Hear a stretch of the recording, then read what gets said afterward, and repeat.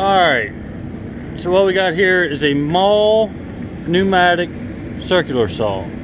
The Maul Tool Company, Chicago, Illinois. The old man picked it up at a sale there about a month ago, and got around to hooking the 1/2-inch airline upright to make it run, and it works.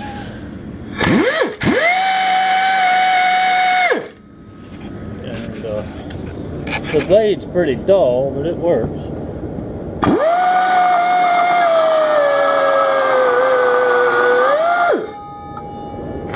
I imagine you put a carbide blade on that and it worked pretty good. I looked it up online. I found some stuff about Maul Tool Company way back when. I forget, somebody bought them out. I forget who. But they used to make a lot of stuff for the military. They made drills and saws, all kinds of pneumatic stuff.